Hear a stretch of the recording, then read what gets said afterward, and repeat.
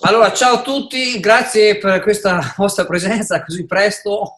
Devo farvi complimenti perché onestamente non sono in tanti che sono disponibili. Allora, questa mattina abbiamo a questo momento Lucia Pozzato, insegnante, candidata sindaca del comune di Villadoso, in provincia di Rovigo. Poi abbiamo l'amico Jonathan Montanariello, consigliere comunale del Partito Democratico in lista per le elezioni regionali qua in provincia di Venezia. Dovrebbe arrivare anche Daniele Padoan, consigliere comunale dei 5 Stelle, ma forse c'è qualche problema con il collegamento, eventualmente si collegherà un po' dopo. Allora io direi di essere veloci e di partire subito, diciamo, con i titoli, diciamo, più in evidenza, a mio avviso, del giornale di oggi e praticamente parliamo più che altro del Veneto, perché praticamente c'è stata un'ondata di maltempo. Scusate un attimo.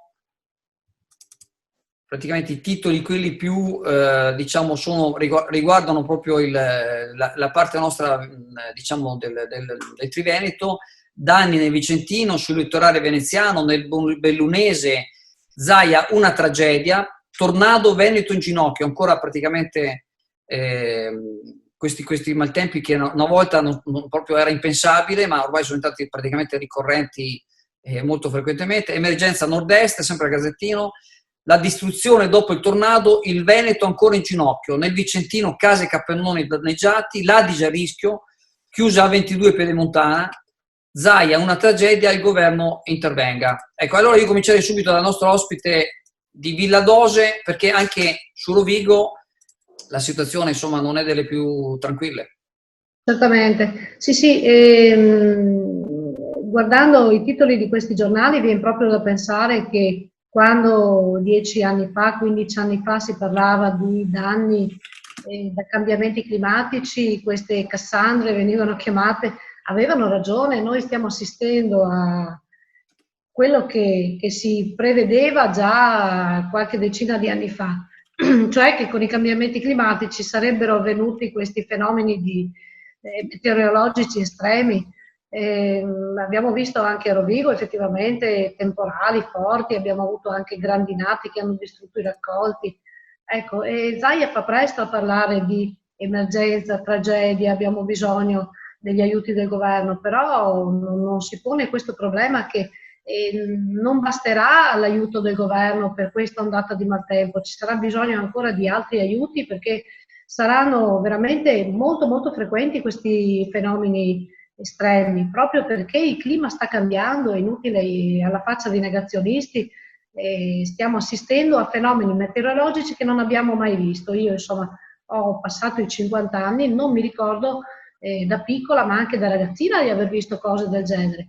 Il clima ce la sta facendo pagare, ci sta facendo pagare gli errori che abbiamo fatto negli ultimi decenni, errori dovuti alla ricerca del profitto e a danno dell'ambiente, senza preoccuparci dell'influenza che tutte le nostre azioni quotidiane avevano sull'ambiente. E questa è una prima cosa. La seconda è assolutamente da considerare, cioè è sì una tragedia causata dal maltempo, dalla bomba d'acqua, dalla grandinata, eccetera, ma pensiamo anche che se avessimo i nostri territori gestiti un po' meglio, probabilmente con meno cemento, tante di queste tragedie non avverrebbero. Il Veneto è la regione in Italia che più di tutte le altre ha cementificato e continua a consumare suolo. Quando un fenomeno del genere, una bomba d'acqua, arriva su un terreno dove trova cemento o trova campagne quasi desertificate dall'uso di pesticidi, dall'uso di glifosato e altro, chiaramente l'acqua non viene assorbita dal terreno, corre e da qualche parte l'acqua deve andare. Quindi scelte sconsiderate per quanto riguarda la cementificazione, urbanizzazioni fatte dove non dovevano essere fatte, sugli alvei dei fiumi, eccetera, e in più appunto il fenomeno del cambiamento climatico portano a questi avvenimenti. Quindi direi, guardate, cioè è l'acqua a causare queste tragedie, ma è soprattutto il cemento, non è colpa dell'acqua, è colpa del cemento. Tu, Jonathan, anche il Partito Democratico, un po' tutti i partiti, ma praticamente anche il Partito Democratico dimostra molta attenzione a questo tema, giusto? Sì. Ho un attimo solo che è arrivato Daniele che sta collegando. Comunque tu continua pure, Jonathan, continua pure. Sicuramente io credo che il ragionamento vada diviso su due canali. Il primo è quello che può riguardare i danni che avvengono per forti piogge piuttosto che grandini, ed è sicuramente legato ai cambiamenti climatici, è comunque un qualcosa che nella storia un po' dell'uomo, con più o meno cambiamenti climatici, siamo abituati a combattere anche, no?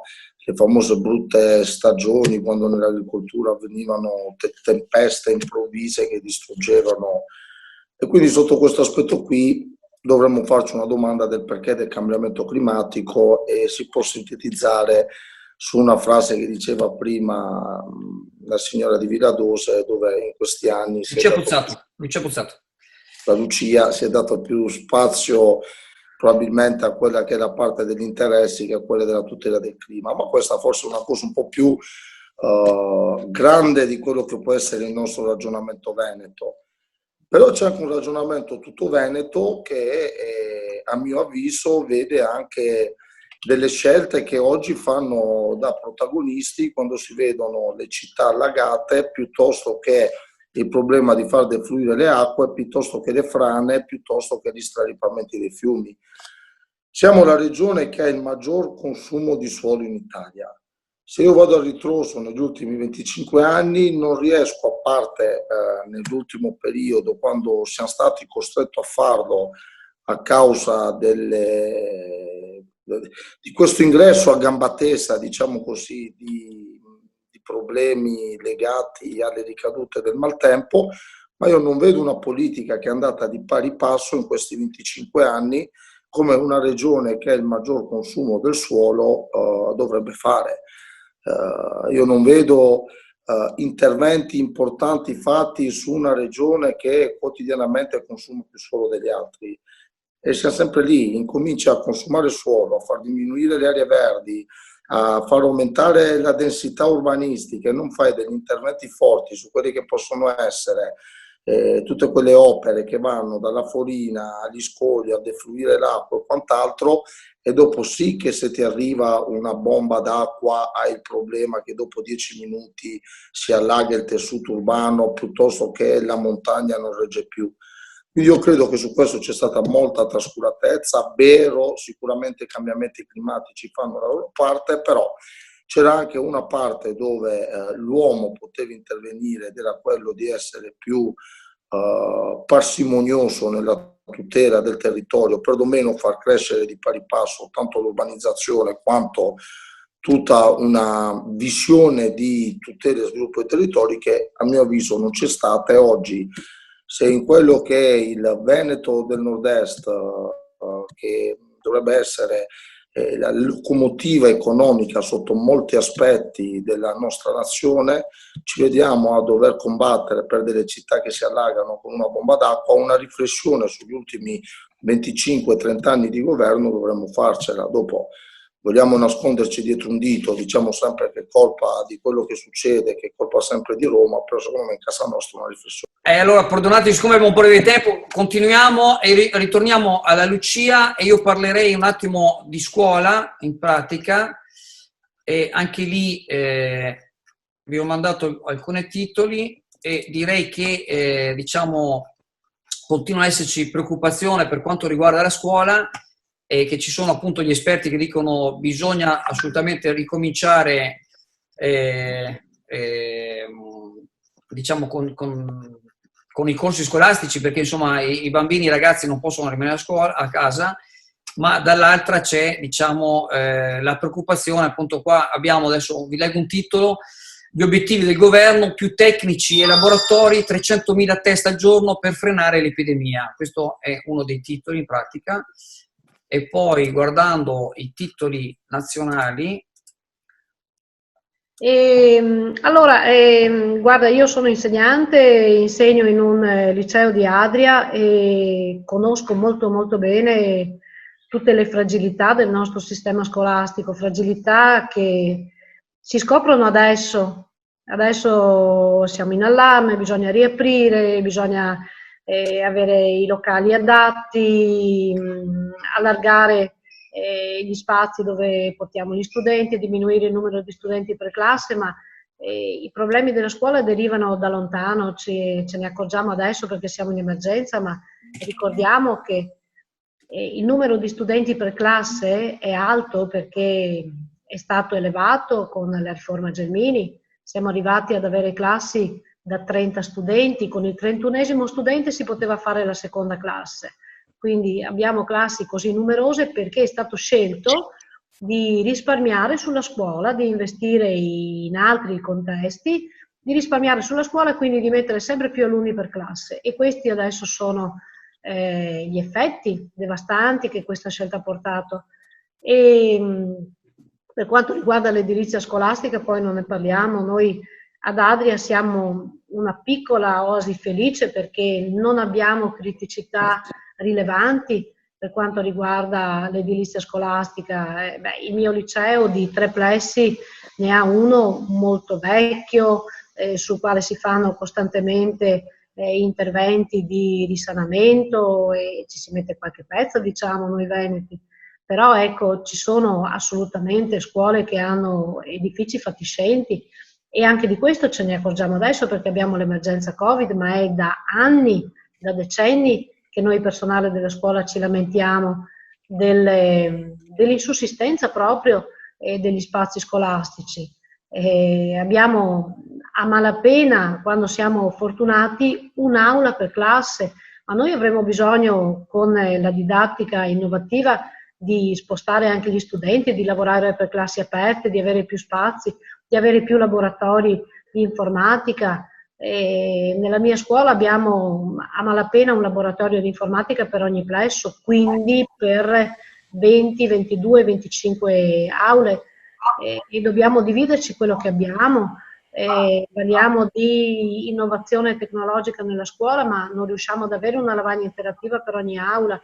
Quindi ecco, gli interventi che dovevano essere fatti e anche le risorse che dovevano essere investite nella scuola non sono mai stati investiti. Abbiamo sempre avuto soltanto promesse da tutti i governi che si sono succeduti, di qualsiasi colore, e adesso ci troviamo in più con l'emergenza Covid che mette proprio il dito nelle piaghe, non nella piaga, nelle piaghe della scuola. E io spero che questo sia un momento che nonostante tutto ci invita tutti a riflettere su quanto poco noi abbiamo investito nella scuola, anche in rapporto agli altri paesi europei. Io per il tipo di scuola dove sono, io insegno inglese, faccio scambi culturali con scuole straniere europee, faccio progetti Erasmus, quindi le scuole di tutta Europa le ho girate tutte, e soltanto i greci e gli spagnoli sono ai livelli nostri, credetemi, ma quando si esce dall'Italia e si va a nord ci si accorge quanto veramente noi non abbiamo capito che è dalla scuola che parte il progresso di una nazione. Noi investiamo pochissimo nella scuola e i risultati purtroppo adesso nell'emergenza li vediamo. Ecco, cerchiamo di sfruttare questa occasione per veramente cambiare rotta, per capire che se non investiamo nei più piccoli, nella scuola, nei giovani, la società che ci troveremo sarà quella che cominciamo a vedere sui social, nelle strade. Non lamentiamoci degli haters poi, perché sono ragazzini che creiamo noi. Se noi non diamo formazione, non diamo educazione, poi ci troveremo una società di questo genere. Mi sembra che scusa se ti interrompo, mi sembra che Daniele adesso ci sia, ci senti bene Daniele? Io vi sento bene, voi mi sentite? Benissimo. Allora Daniele, appunto, consigliere comunale di 5 Stelle, Comune di Chioggia, sulla scuola sia a livello, diciamo, nazionale, ma forse qua nel locale puoi dire qualcosa meglio, visto che, insomma, di Chioggia su scuola mi sembra che si sia, insomma, l'amministrazione si sia impegnata molto forte sulla scuola a Chioggia. Sì, hai ragione Andrea. Ma magari sentiamo se tu sai, scusa se ti interrompo, qualcosa di meglio come sta procedendo, visto che la scuola dovrebbe iniziare a brevissimo, se sai qualcosa in più non lo so. Sì, allora hai detto benissimo Andrea, questa amministrazione ha puntato fortemente nelle scuole, negli investimenti sulle scuole, partendo soprattutto dalla manutenzione ordinaria che era molto precaria, era molto latente e quindi da 4 anni a questa parte si è investito, sono stati messi tutti i fondi disponibili a bilancio. Ricordiamo che l'anno scorso l'amministrazione ha impegnato praticamente 6 milioni di euro nell'edilizia scolastica, in particolare per quegli interventi legati all'efficientamento energetico, che significa sì sostituzione delle caldaie, miglioramento degli ambienti scolastici e della vivibilità delle aule, ma anche la sostituzione di serramenti che in molte aule erano veramente risalenti all'anno di costruzione delle scuole. Sì, quindi una particolare attenzione per quello che è l'ambiente scolastico, le scuole, gli alunni, perché noi pensiamo che gli alunni, i bambini di oggi saranno i cittadini del domani, e quindi la scuola è uno degli aspetti fondamentali su cui la nostra società deve investire. Per quanto riguarda gli aspetti generali, non posso che concordare pienamente con quanto è stato detto dalla signora Lucia Pozzato che mi ha preceduto, che purtroppo a livello di amministrazione centrale la scuola è sempre stata molto ma molto trascurata. Ricordiamo di pochi giorni fa l'esempio di un insegnante che è andato in pensione prima che gli arrivasse l'assegnazione fissa. Praticamente ha insegnato una vita da precario e è andato in pensione da precario. Ecco, questo non è ammissibile in una società che pensa che guarda il futuro. Una società che non guarda la scuola è una società che non guarda il futuro. Il nostro futuro sono i nostri bambini, sono gli alunni di oggi, e su questi bisogna investire. Vi passo un altro argomento che in questi giorni si è sempre stato sulla scuola, e magari lo passo prima a Jonathan. Vi ho mandato anche lo screenshot di un articolo praticamente proprio adesso con WhatsApp. E praticamente c'è stata già un po' di polemica da parte, perché un certo numero di insegnanti chiede adesso non so se il termine è giusto, essere esonerati in pratica, perché appunto magari qualcuno effettivamente ha qualche problema in più di salute, ha paura, io dico anche giustamente, di incontrare, vi leggo il titolo: i presidi, autocertificazione per l'inizio della scuola, trasporto e salario alla capienza. Vabbè, c'è sempre, diciamo, il problema della scuola. Ecco, su questo tema non so se sono stato abbastanza preciso. In pratica c'è da una parte la giusta preoccupazione di alcuni di tornare a scuola, e quindi con i bambini sicuramente ci saranno casi di contagio, è impossibile che non ci siano. Dall'altra però qualcuno dice anche insomma i lavori a rischio ce ne sono tanti, allora gli infermieri non dovrebbero andare a lavorare per niente, eccetera. Su questo tema tu, cominciamo da Jonathan, cosa ne pensi?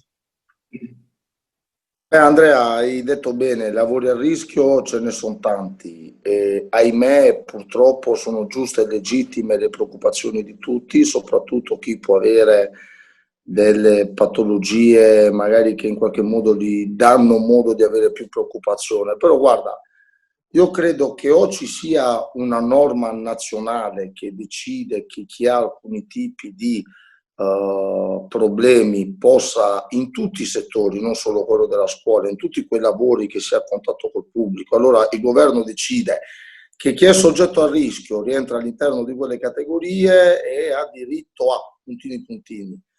Ma se la mettiamo su questo tema, io credo che sia un po'... Non vorrei neanche usare dei termini sbagliati per non offendere nessuno, perché guarda, potrei girarti la partita. Io di lavoro faccio il conduttore di mezzi pubblici, non posso la mattina dire che non mi presento a lavorare, la corriere, il vaporetto non parte perché io ho paura di protrarre il Covid. Fa parte del mio lavoro, nel lavoro con il pubblico, cioè che monto su una corriera con 200 persone e mi faccio 1 ora e 20 senza prendere aria all'interno. Scusa se ti interrompo, tra l'altro tu qualche anno fa hai avuto dei problemi di salute non indifferenti. Ma certo, sì, ho avuto dei problemi anche che ho rischiato la mia dura pellaccia, Però insomma sono sempre stato uno di quelli che ha sempre detto che se la nostra categoria viene chiamata a lavorare, fa parte del nostro lavoro, ci sarà ovviamente per chi ha dei problemi particolari una tutela e l'esenzione, viva Dio, però non può un insegnante dire ho paura di prendere il Covid e non vado a scuola, e domani mattina io allora chiamo e dico guardate ragazzi, la corriera non parte, resto a casa perché ho paura di prendere il Covid. Magari l'infermiere dice se l'ha a Montanariello questa paura che viaggia su una corriera, su un vaporetto, l'ho ancora di più io che viaggio in ospedale, allora chiudiamo anche gli ospedali. Dopo magari il carabiniere dice io non entro in servizio perché ho paura di prendere il Covid e non vorrei andare perché tutti abbiamo paura di prendere il Covid, ma se abbiamo un lavoro a contatto con il pubblico, cioè viva Dio, se ha paura l'insegnante che forse tra tutti i mestieri che abbiamo elencato ha a che fare con quella fascia d'età più giovane che è quella meno esposta, insomma. Cioè, va rispettata la paura di tutti, però che la paura non diventi un alibi per continuare a tentare di glissare i propri impegni. Insomma, rispetto per tutti, però le giuste precauzioni per tutti, alziamo l'asticella delle precauzioni, però se chi ha il rapporto con il pubblico non vuole andare a lavorare perché ha paura, allora invito anche a questi insegnanti che spesso fanno questi ragionamenti, però il pomeriggio sono nei chioschi in spiaggia e però dopo hanno paura di andare. Quindi, allora lasciamo la chiesa attaccata al campanile, facciamo le cose come vanno fatte, però io rispetto la paura degli insegnanti, però se scatta questo meccanismo non ci sarà credo più nessun conduttore di mezzi pubblici, nessuna forza dell'ordine. Okay. Bene così, andiamo avanti, se no è troppo lungo. Lucia, è un tema un po' delicato, tu sei un insegnante, vuoi dire qualcosa o sorvoliamo? No, guarda, dico qualcosa velocemente. È vero, ha ragione Jonathan, tutti siamo a rischio con il Covid, chiunque lavora con il pubblico, solo chi lavora da casa è un po' meno a rischio. Però ecco, teniamo presente che i ragazzini sono un tipo di pubblico particolare, i bambini piccoli intanto non avranno l'obbligo della mascherina, i ragazzi più grandi delle scuole secondarie dove andrò anch'io dovranno portare la mascherina, ma guardate, io non ci scommetto che per 5 ore di fila, già poverini devono stare da 5 ore attaccate, fermi al loro banco, non possono spostarsi, non si possono fare lavori di gruppo, non si possono assemblare, lavorare per classi aperte e riunire con altri ragazzini. E io dubito che dopo le prime settimane tutti i ragazzini terranno le mascherine. Anche per noi insegnanti sarà veramente una tortura parlare per 5 ore con la mascherina. Tenete presente che in ogni aula ci sarà una webcam che riprenderà la lezione per i ragazzini che sono a casa, quindi l'insegnante sarà sottoposto anche a questo tipo di stress, cioè dovrà essere per i 60 minuti in cui è in una classe con la mascherina e dovrà fare lezione per tutto quel tempo lì con una webcam che lo riprende, quindi anche quello sarà una cosa già, non dico imbarazzante, però insomma ecco, difficile da sostenere per un'ora di lezione. E i ragazzini ti vengono addosso, ti si attaccano, non mantengono le distanze, perché sono così. Chi ha lavorato con i bambini e con i ragazzi sa che è così, non sono adulti, loro istintivamente sono portati ad andare vicino alle persone con le quali hanno a che fare, quindi il rischio effettivamente è maggiore rispetto al rischio di chiunque lavori con un pubblico adulto, quindi ecco, teniamo presente quello. Sono d'accordo anch'io che essendo tutti a rischio potremmo dire ognuno di noi, beh insomma io sto a casa, però ecco, brevemente vi faccio quest'ultima considerazione, guardate che non è che un insegnante che rimane a casa lavori meno degli altri. Io ho lavorato tutti i mesi del lockdown fino alla fine dell'anno con la didattica a distanza. Didattica a distanza vuol dire che ti devi preparare assolutamente bene alla lezione che fai a distanza dal tuo computer, perché non hai a disposizione altri mezzi che quello che tu mandi ai ragazzi online.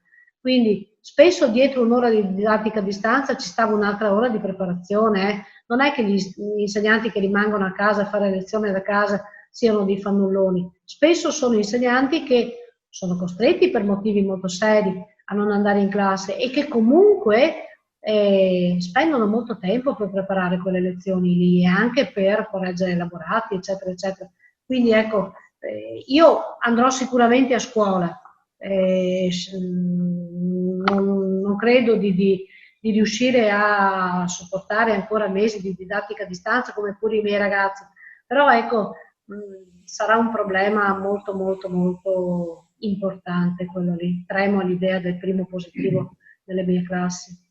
Allora, scusate, abbiamo ancora meno di 7 minuti e quindi passerei un attimo la parola a Daniele Padoan, cambiando però argomento e parlando un attimo del referendum. In maniera così, direi, un paio di minuti a testa. Adesso c'è questo referendum sul taglio dei parlamentari. Sappiamo un po' la linea di tutti, è ben nota la linea del Movimento 5 Stelle. Se tu, Daniele, vuoi un attimo parlare di questo referendum, che secondo me la gente deve un po' sapere meglio, diciamo, cosa si va a votare, cosa significa. 2 minuti, ok? Vai. Sì, grazie Andrea. Dunque, noi siamo assolutamente convinti che si debba votare sì, si debba tagliare il numero di parlamentari e non principalmente per il risparmio economico, questo è un fattore solamente secondario, ma soprattutto per dare maggiore impulso ai lavori parlamentari. L'Italia è una tra quelle nazioni che ha il rapporto più elevato tra cittadini e numero di parlamentari. Addirittura abbiamo lo stesso rapporto, abbiamo lo stesso numero di parlamentari degli Stati Uniti d'America, pur essendo meno di 1/10 di numero di abitanti. Non è sufficiente votare sì a questo referendum e diminuire il numero di parlamentari, ma va assolutamente rivista la legge elettorale, perché questa legge elettorale attuale permette ai partiti di decidere chi verrà eletto. Questo non va assolutamente bene. Serve una riforma della legge elettorale che preveda le preferenze, magari con un sistema di tipo proporzionale e non quel papocchio che abbiamo adesso di legge elettorale metà maggioritario e metà proporzionale, che alla fine dà libera scelta ai partiti sui nomi da decidere. Jonathan, tu su questa linea cosa ne pensi? Visto che comunque è un tema molto importante. Tra l'altro, in prossimità di ogni elezione si parla sempre di cambiare legge elettorale e purtroppo sentiamo te il tuo parere personale, visto che sei anche candidato. Ora non siamo però in vicinanza di elezioni, Andrea. Sì, vabbè, però ogni anno si parla di cambiare la legge elettorale, comunque, ma la mia non è una critica, è solo una constatazione, per carità. Vai Jonathan, abbiamo pochi minuti. Io credo, Andrea, che questa del referendum sia intanto la catalogo nelle scelte etiche di ogni cittadino, perché personalmente credo che sia una scelta di quale visione avere della cosa pubblica. Se è vero che adesso siamo il numero più alto, siamo di coefficiente parlamentari cittadini, dopo diventeremo il numero più basso in Europa di cittadini e rappresentanti in aula come rapporto. Allora, se il problema è i costi della politica, io credo che si interviene sui costi della politica, non sulla rappresentanza. Se per qualcuno gli apparati costano tanto, si interviene riducendo i costi. Io non credo nella scelta che ci siano lavori più snelli, perché guarda, cambia poco mettere d'accordo X gruppi politici con X rappresentanti all'interno, sono bufale, cioè se all'interno di un'aula c'è un dibattito, che ci siano i gruppi politici che abbiano 10 o 20 parlamentari in seno al proprio gruppo, cambia poco, il dibattito c'è sempre stato, ci sarà ed è frutto della democrazia. Piuttosto, arrivati a questo punto, mi tocca dare ragione a Renzi quando diceva eliminiamo una Camera. E allora a quel punto possiamo dire elimino un passaggio, elimino una Camera e velocizzo quelli che sono i percorsi legislativi. Allora, se vogliamo parlare di fare prima, bisognava eliminare una Camera, come diceva Renzi. Se vogliamo parlare di ridurre costi, bisogna intervenire sugli stipendi, sugli staff e sulla macchina pubblica. Questo referendum non è né carne e né pesce, perché da una parte ti fa rimanere sempre un bicameralismo che ti porterà una legge che dovrà approdare in 2 Camere diverse, quindi le lungaggini saranno identiche e precise, non si accorceranno certi tempi perché 10 onorevoli interverranno in meno nel dibattito. Jonathan, ti devo interrompere perché abbiamo proprio 2 minuti, volevo far terminare a Lucia e chiedo scusa perché volevo farvi parlare a ognuno di voi della campagna, però il tempo purtroppo si è ridotto per qualche contrattempo, eventualmente vi invito per un'altra rassegna e magari parlerete un'altra volta. Lucia, 2 minuti, dopo se va giù ci salutiamo già in anticipo. Siamo stati troppo chiacchieroni, Andrea, dai, è vero. E concordo in parte con Jonathan, se volevamo ridurre effettivamente i costi e anche i posti della politica dovevamo eliminare una delle 2 Camere. Il bicameralismo perfetto forse è stata una scelta dovuta, ma adesso è in più. Io provengo da una provincia piccola, la Cenerentola del Veneto, spesso intesa, e temo che riducendo la rappresentanza noi diventeremo una provincia ancora meno rappresentata, quindi io la vedo un po' in maniera negativa questa riduzione della rappresentanza. Riduciamo i costi della politica, quello sì, ma non la rappresentanza.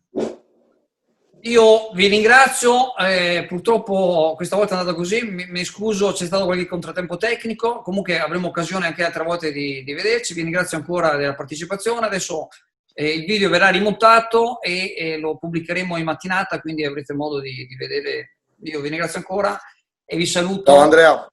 Benissimo, grazie, ciao. Ciao a tutti. Buona giornata, buon inizio settimana e grazie ancora per la vostra presenza, grazie. Grazie altrettanto a tutti voi, ciao. Buona giornata a tutti.